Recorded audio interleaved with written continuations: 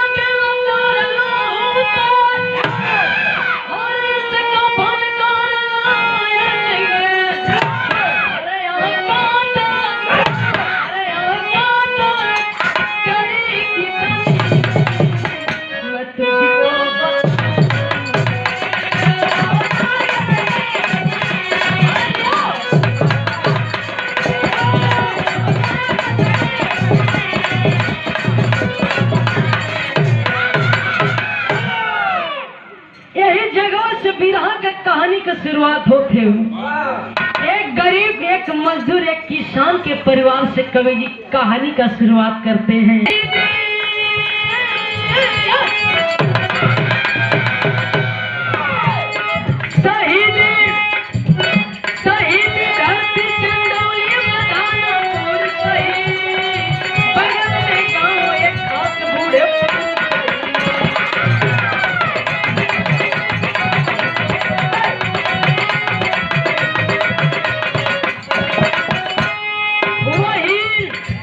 वही की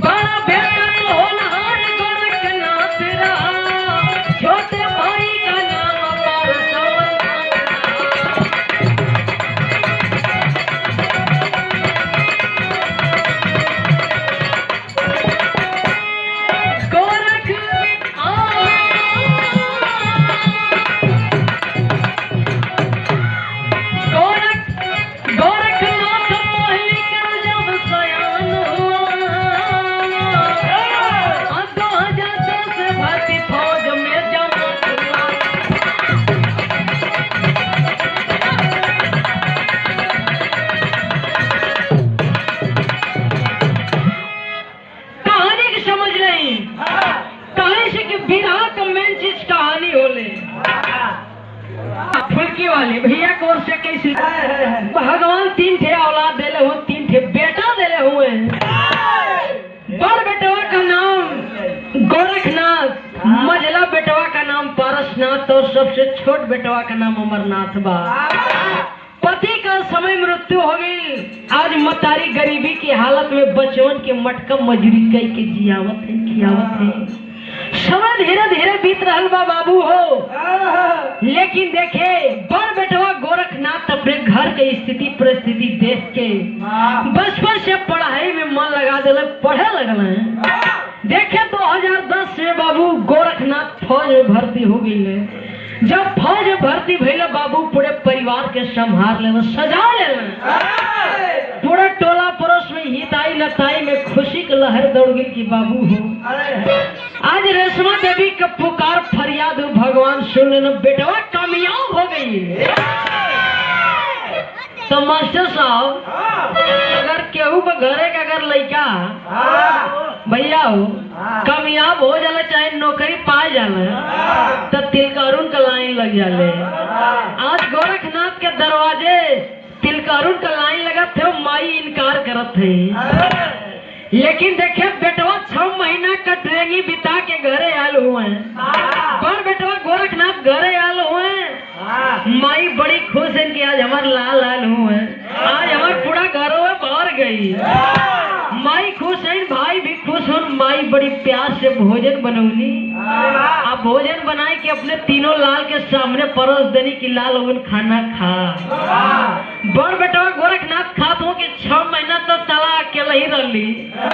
6 महीना के बाद आए अपने गांव घर से अपने भाई से माई से भेंट भइले तो खाए लगना खुशी के मारे, खुशी का ठिकाना ना बाकी परिवार में 6 महीना के बाद आए। लेकिन गोरखनाथ खात हुए, मझला भाई पारसनाथ भी खाना खात हुए। लेकिन जब छोट हो अमरनाथ हुए जो खाना ना खात हुए। जब खाना ना खात हुआ तो माई कहली बेटा खाना काहे ना खात हुआ।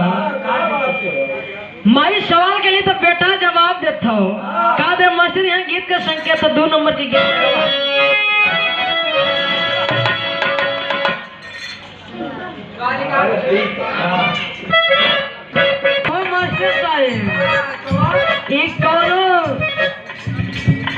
भौजाई का देवर अपने भौजाई से खोद के मजाक कह दिला।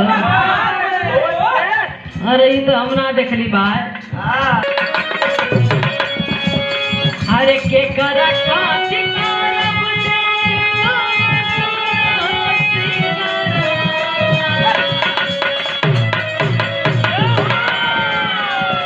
अरे के करा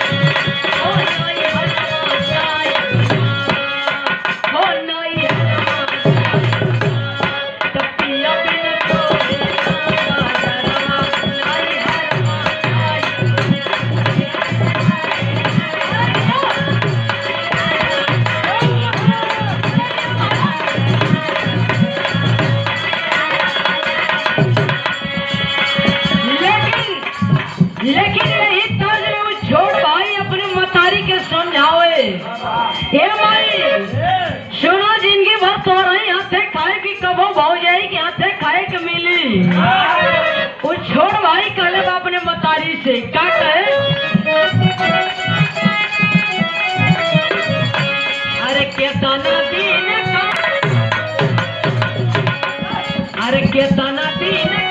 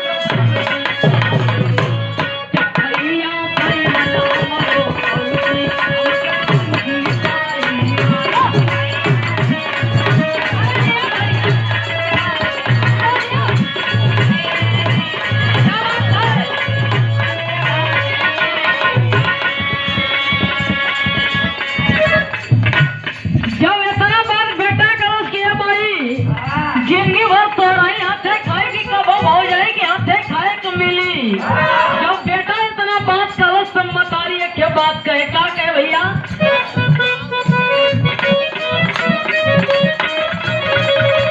हर ताय कई शादी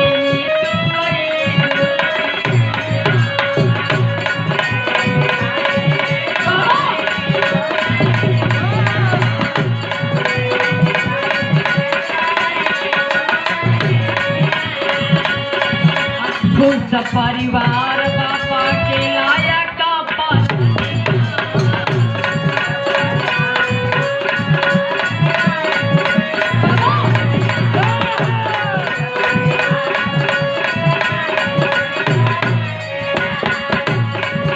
बाबू आज मतारी अपने बेटवा का बात मान के अपने बड़ बेटा नोनार और एक बात करत हूँ रिटायरमेंट तो हमार तब हुई जब सरहद हिंद पर हमार प्राण छूटी तब हुई। लगल दुल्हनिया गनगन गनगन कांपे कहते सखिया से कलश की बड़ा तेज कुदत हम मारे न। कुछ सखी लोग कहले कि फौजिया जब गुस्सियाला न तो भगवानों के भुलाए जाना। कलश की सैया आई एम सॉरी, मुझे माफ किया।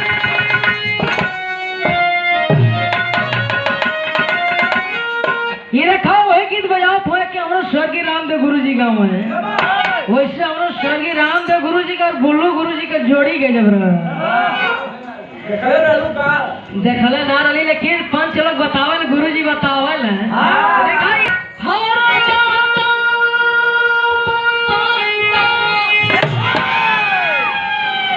अब ढेर समय ना हो, मारे मौसम वही वाला हो, वही से कभी जी लिखत हुए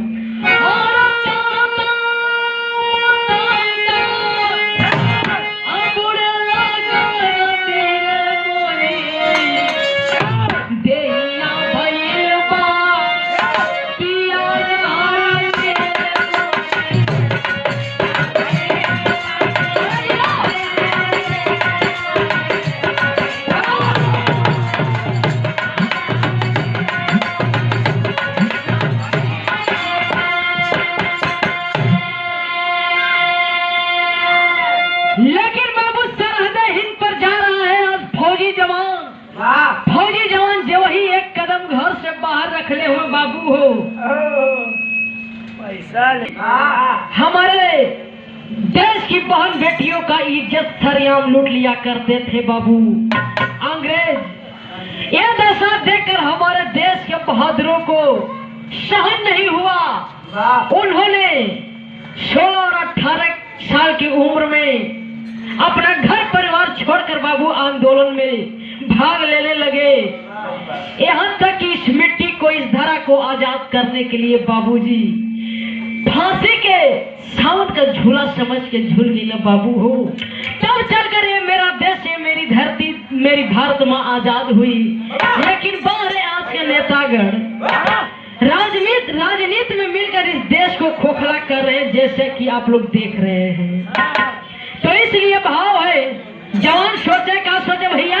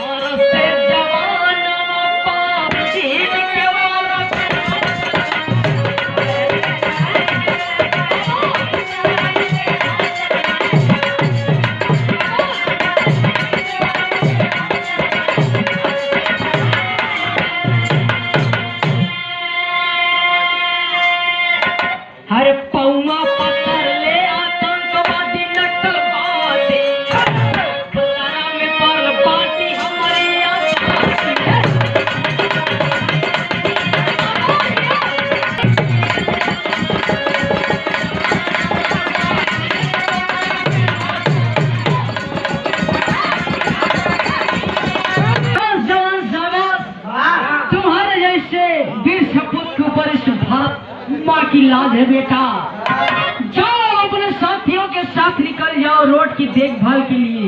आज फौजी जवान बाबू चल हुए रोड का देखभाल करे खाते तो यहाँ गीत लगे। ड्रिल मास्टर साहेब।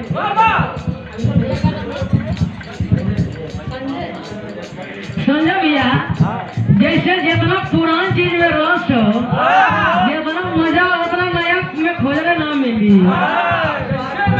अरे जैसे पुरान चाउर होगा, पुरान घी होगा, पुरान गुड़ो मिल गया तो बढ़िया बढ़िया। और जैसे पुरान चीज बता दली, ठीक है, तो पुरान दारू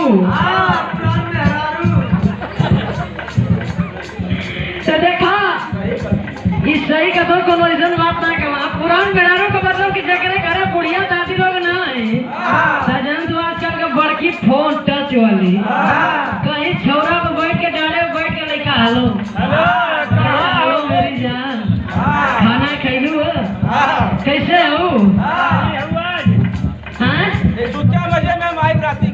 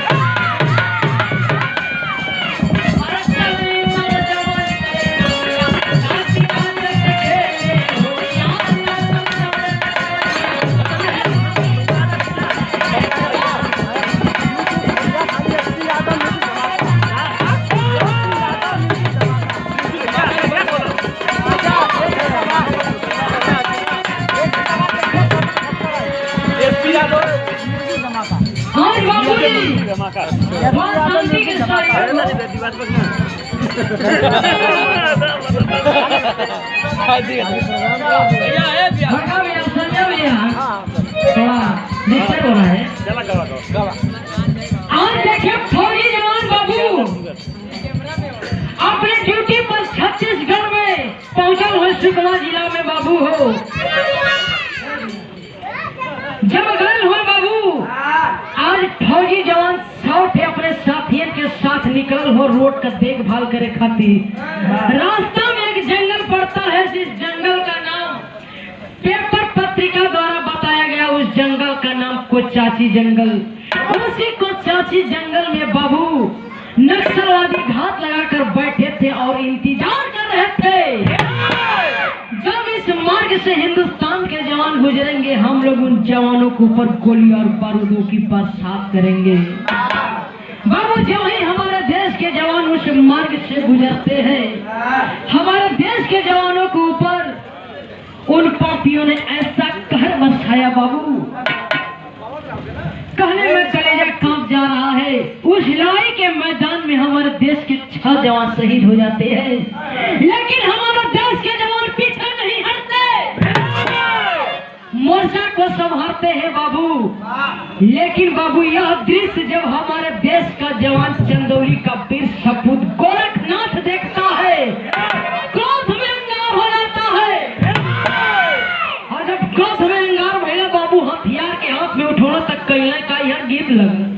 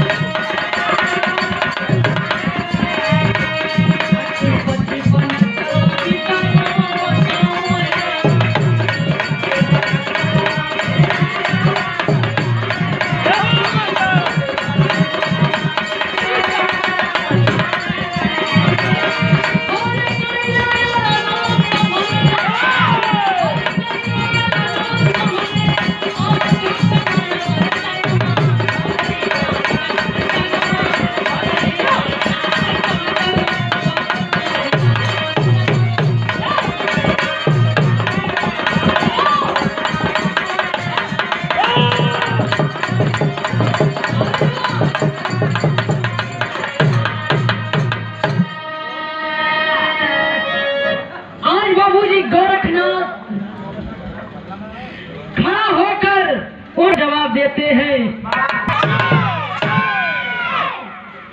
बाबूजी गोरखनाथ दो खुखार नक्सलवादियों को मारकर गिरा देते हैं।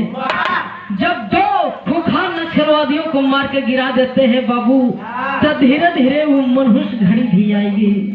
कौन घड़ी आई बाबू? बहाव बदल गई।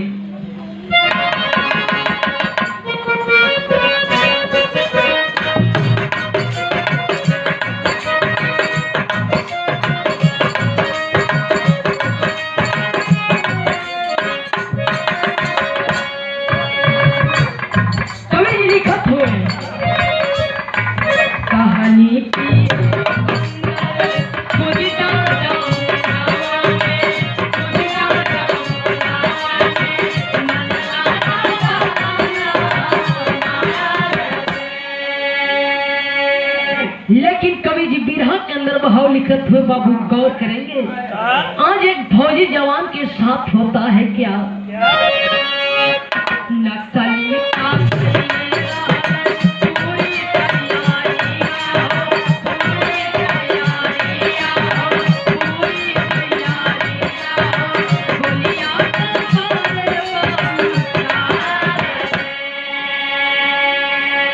शादी के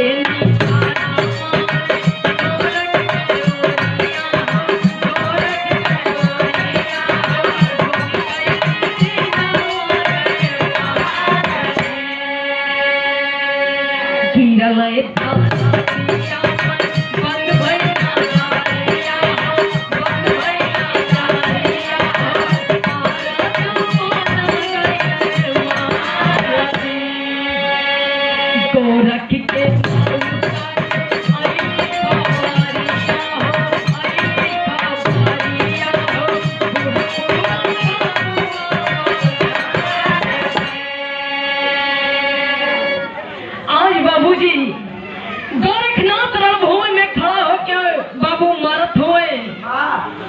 देखें रेजिमेंट का जवान जितना रहना छठ जवानन का लाश लेके अपने कैंपस के ओर बढ़त रहे। गद्दार बाबूजी एक नक्सलवादी उन्हीं झाड़ियों के बीच से मौका पाकर खड़ा होता है, अपने हथियार को साधता है और गोरखनाथ के कलेजी को छलनी छलनी कर देता है।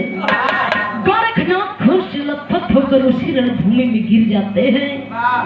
जब संघे का जितना साथ है कि बाबू सिपाही भाई रहे, वो फौजी जवान के उठा के हॉस्पिटल ले जाए की कोशिश करत हुए बाबू हो, लेकिन रास्ते में ही गोरखनाथ सदा सदा के लिए इस माँ भारती की गोद में सो जाते हैं।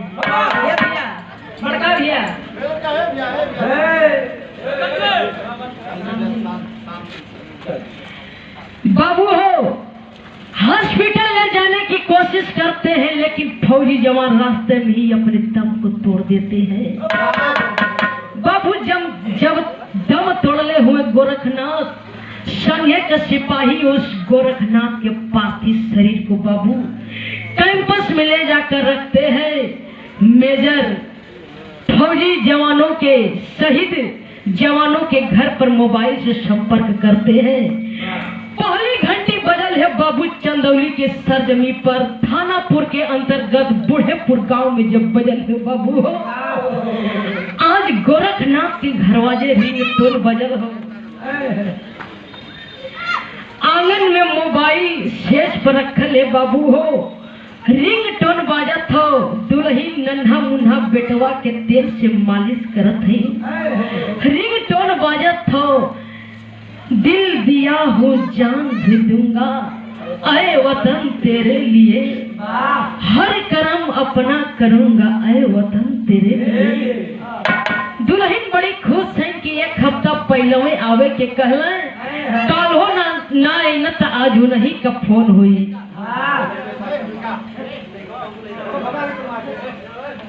दुल्हन बड़ी खुश है बाबू, खुशी में जाके फोन उठा के जो ही रिसीव वाली घंटी दबा के फोन रिसीव कहनी हेलो। उधर से आवाज आता है, मेजर आवाज देता है, क्या ये फोन फौजी गोरखनाथ के घर लगा है?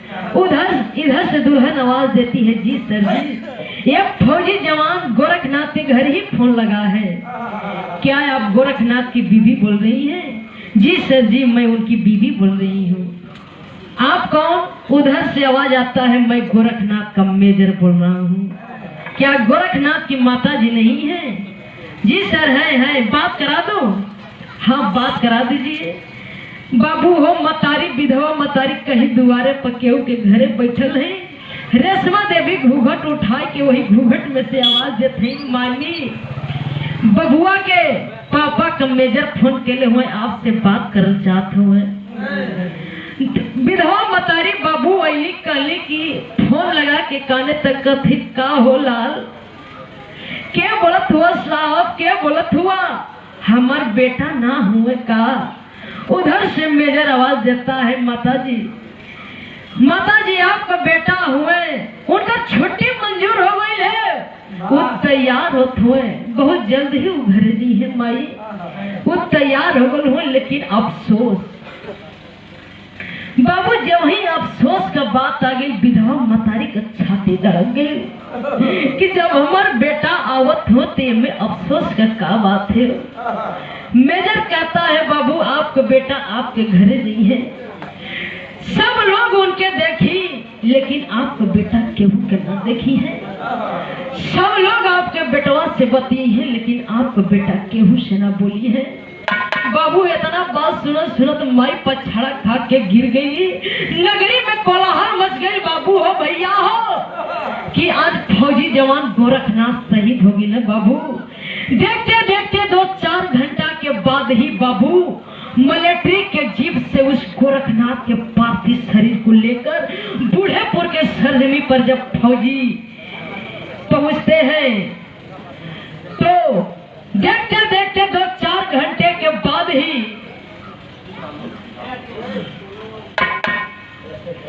2-4 घंटे के अंदर ही बाबू जिला जवार के हजारों लोग इकट्ठित हो जाते हैं।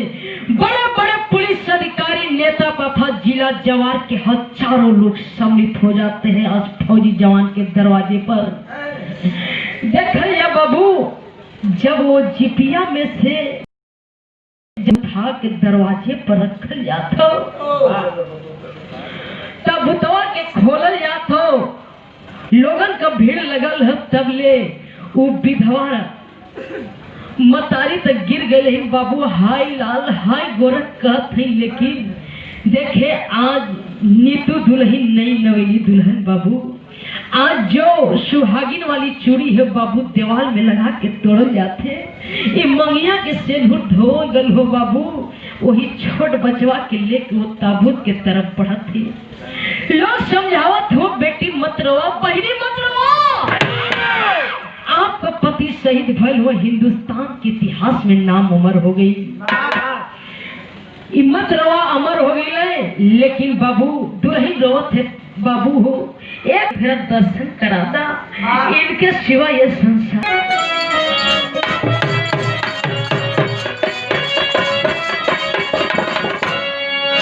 दुल्हन रो कर कहती है, बाबू छोट बचवा के गोदी में ले ले हिंदुहन, और रो के वो पति से लपेट के घर धिका कथी,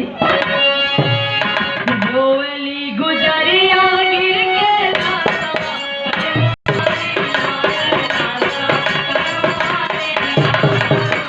काई गई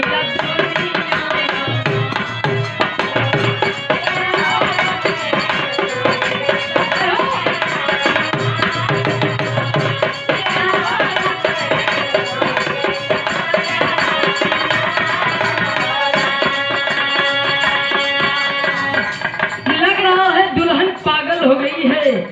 रो रो के वो लाठी से बतियाओ थे पति देव, कहाँ छोड़े डूबी गई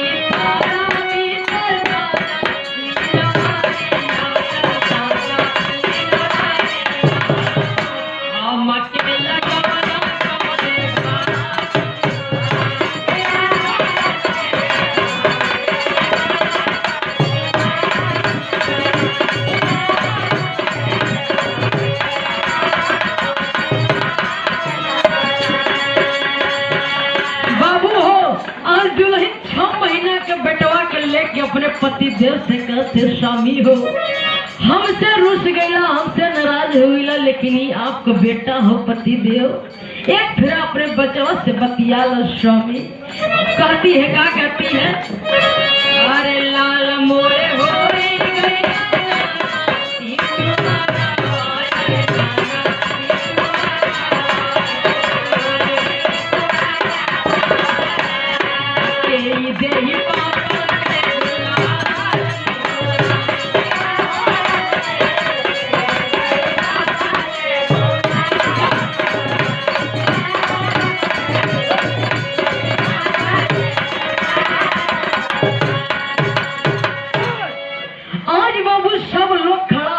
दरवाजे पर।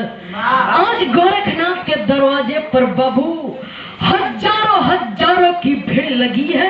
आज ताबूत तो ही दरवाजे पर रखल हो बाबू हो, लेकिन वही ताबूत के बगल में खड़ा हो कि जब वो मालिक की याद आई तो दोनों भाई रो के वो मालिक को लहना देते बारे प्रभु बा। आप भी किसी के जिंदगी में किसी के परिवार में क्या लिख देता है, वो भगवान के दोनों भाई बना देते हैं। यहाँ पापट लगा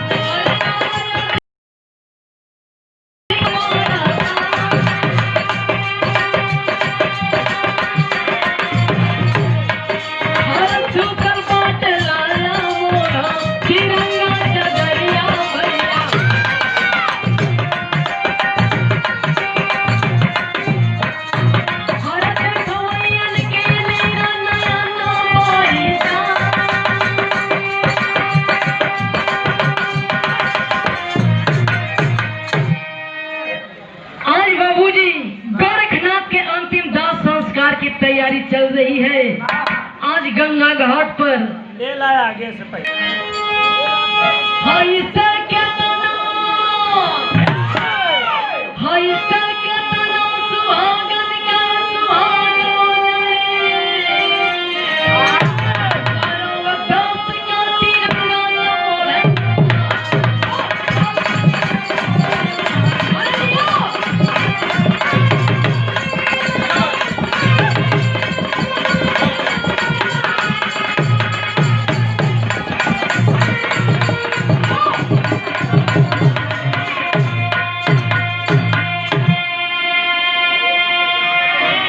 करा बस हो जाए फिर